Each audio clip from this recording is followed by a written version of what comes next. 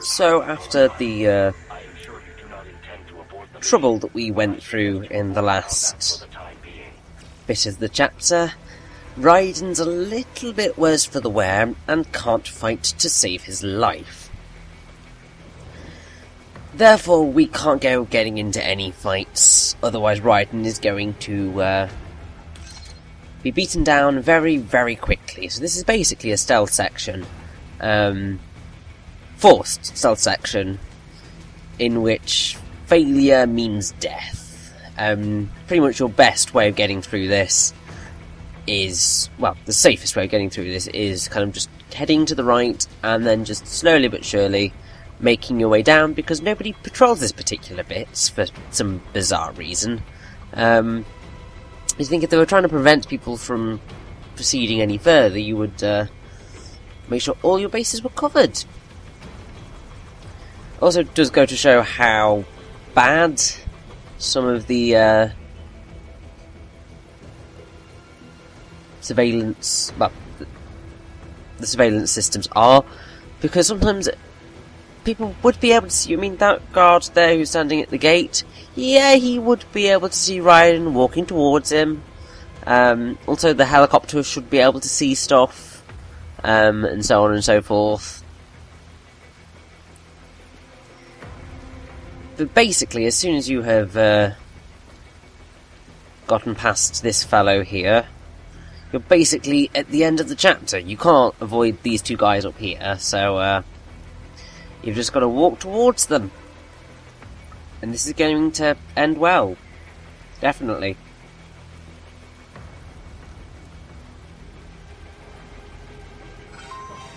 So, here we have to get into a fight with these guys, and obviously you're going to struggle, really. Gonna get your ass handed to you, most likely, although you can just about cover the people off and just not lose too much health, but still.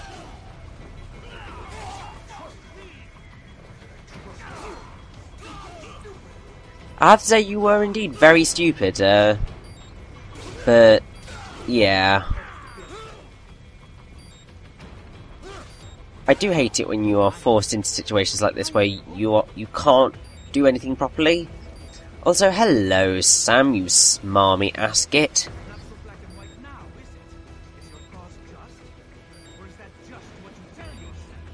Well, I'll let you know, but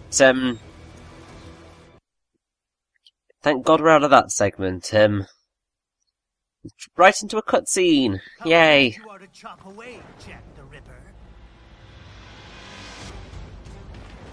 My name is Monsoon, of the Winds of Destruction. And here's our next boss. Yeah.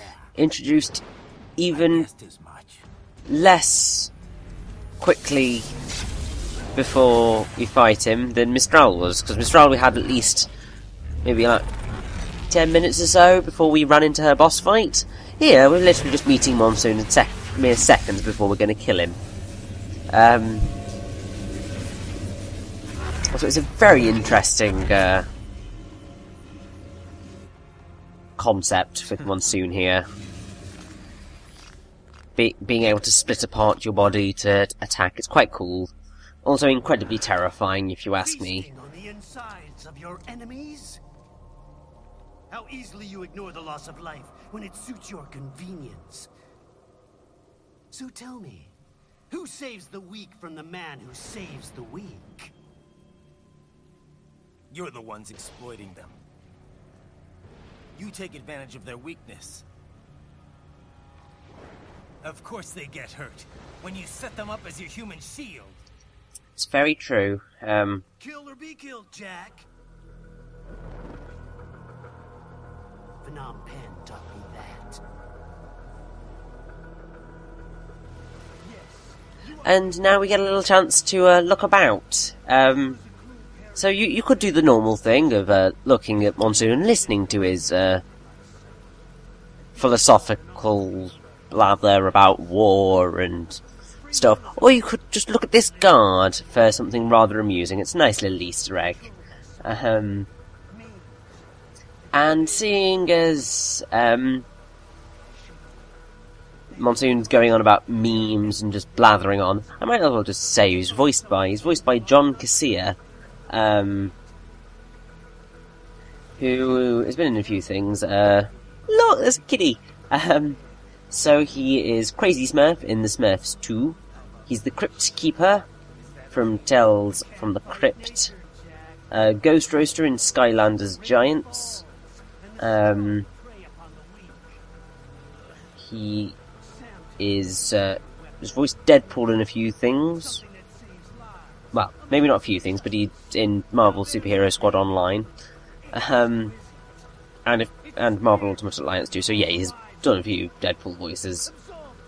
He's Chuck in Race to Witch Mountain. I've never seen that film. No real desire to. That is until the illusion was He's Jibolba in Tak 3, The Great Juju Challenge. You have no choices to make, nothing to answer for. Yeah, I haven't really got much on him. Oh, he's Ray Rocket in Rocket Power, which is a TV series from the early 2000s. About me, I mean. I think that kind of covers it.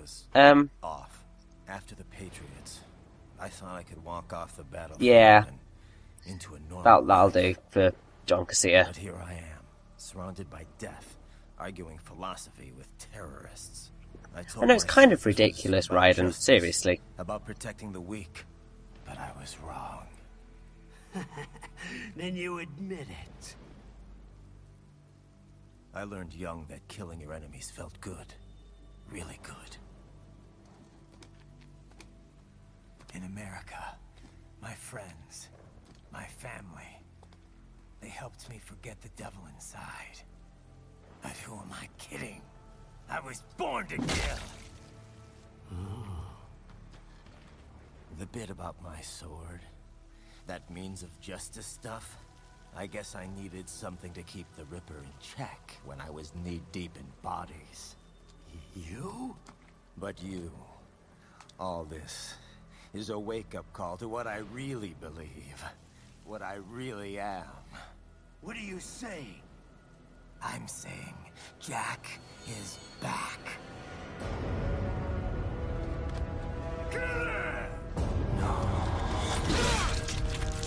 So, yeah, this is kind of the reason why everything that is worked up to this particular cutscene is kind of diminished in importance.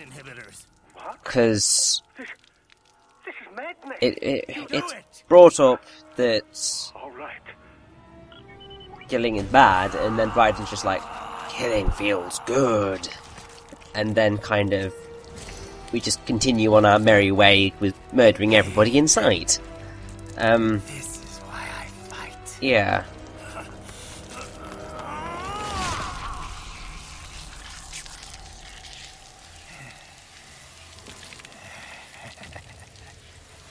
This is my normal. My nature. You've lost your mind.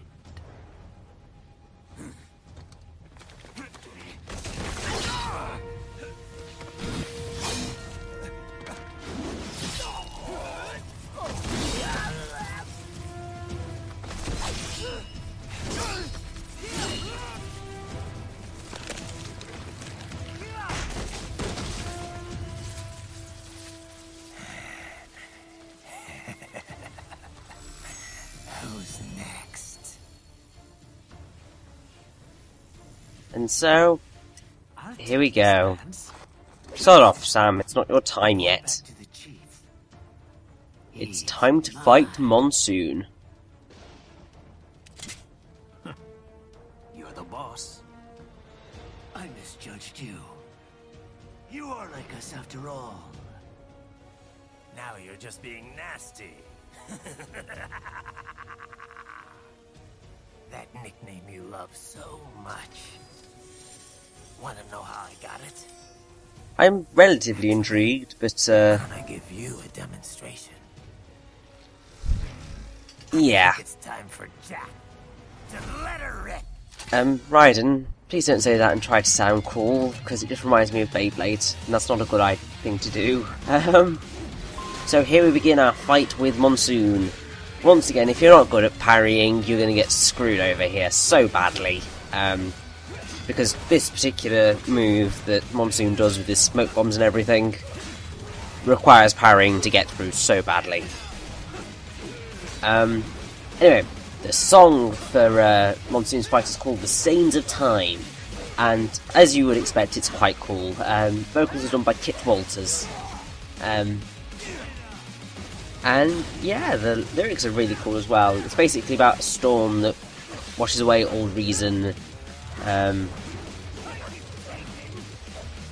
for fighting and hoping for a peaceful life, and allowing only hatred to remain.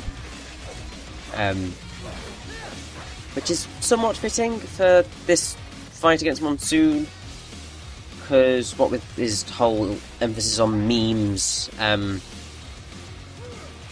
the whole idea of washing away the anger is very, very typical. It's a trope.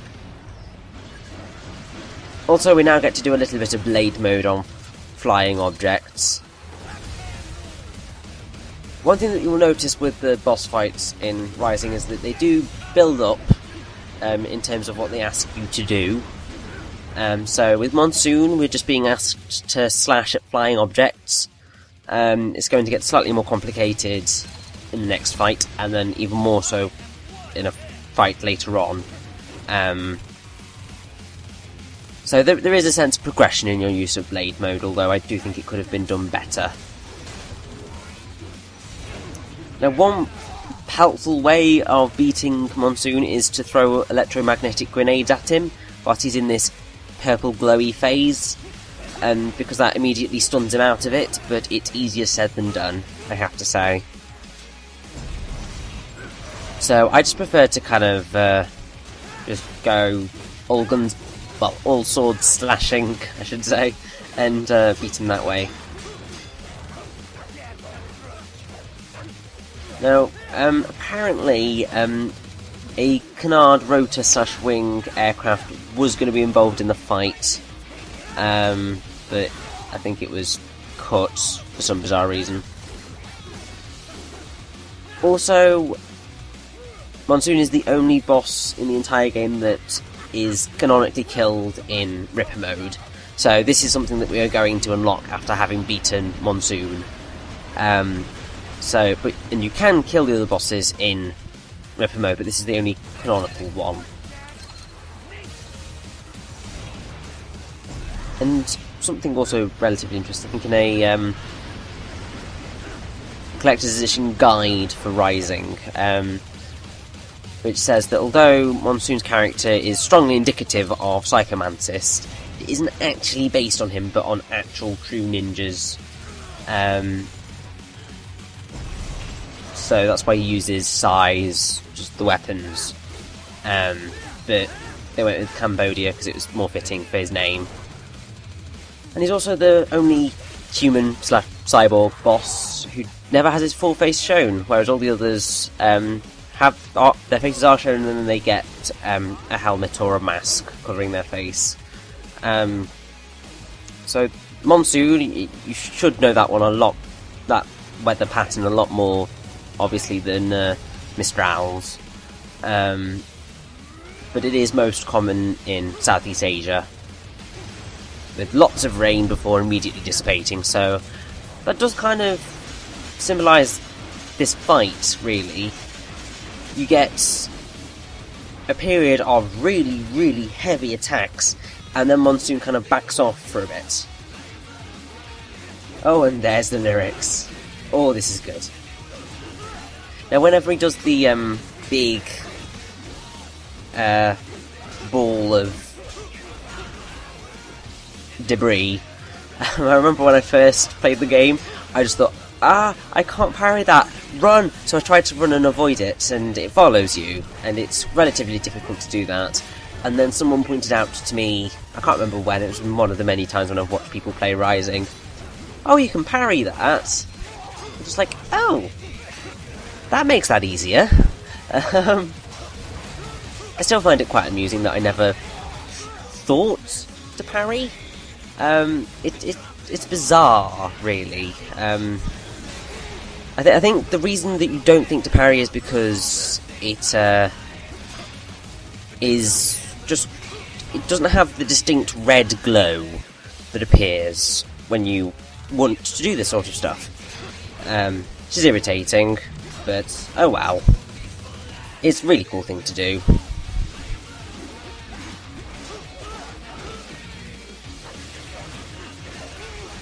And actually, this fight is reminding me why I even though some of the bosses do annoy me, Monsoon is one of them, just because of his irritating purple glowy, can't hit him move.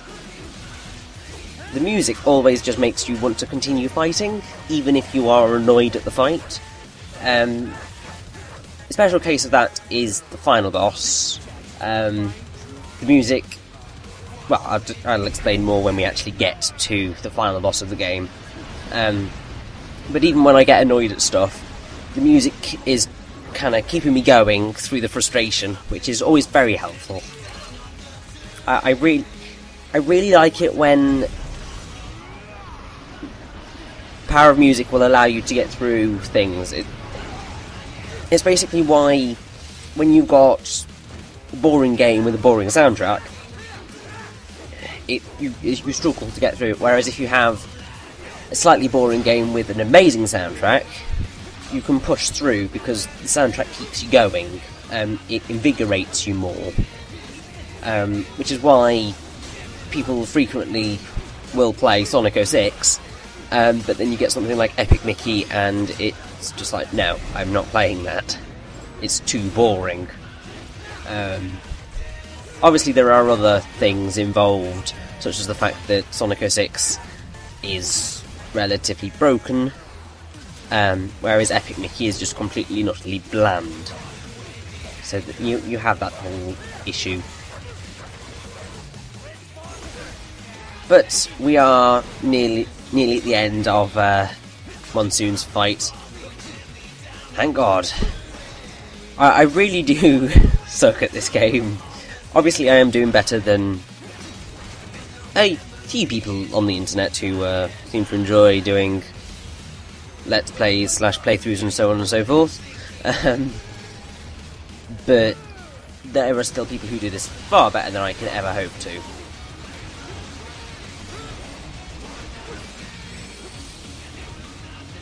And that is why that move is painful. It hurts a lot if you don't manage to parry it effectively. And eventually, Monsoon will lift up this thing. I can't even remember what to call that. It's not really a pillar. Whatever. He's going to lift it up, and you're going to have to do a wonderful ninja run over it, and then we're going to stab him in the face.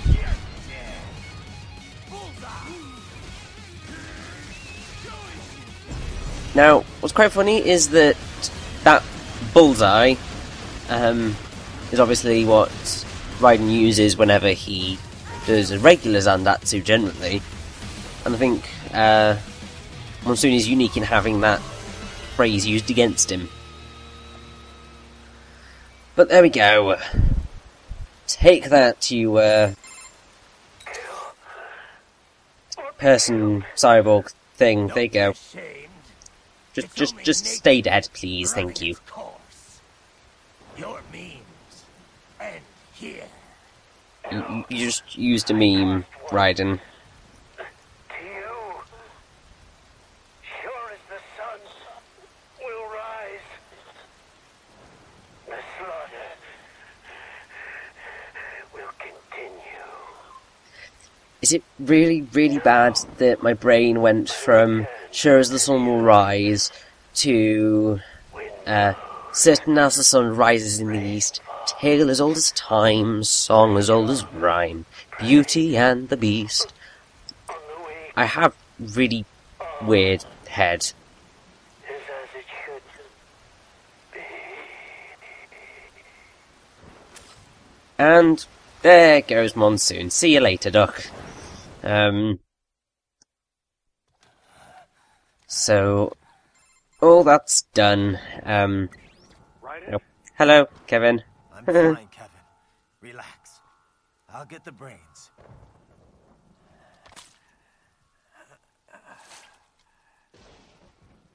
I don't want this for anyone else. All right, man. Later.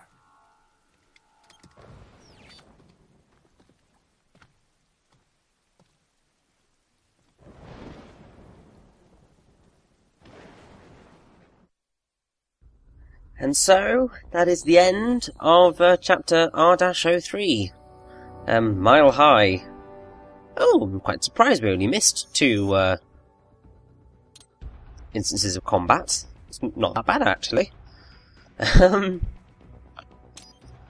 So now we can get the Psi Dystopia weapon, which I think is apparently very useful against helicopters. But you really don't fight that many helicopters in the game, so the Psi is not as useful as it could be. What is more useful is the weapon that we're going to get from the next chapter, because it's very powerful, but unfortunately I'm not going to buy it, because it's expensive, and I'm used to the polearm, unfortunately. Oh well.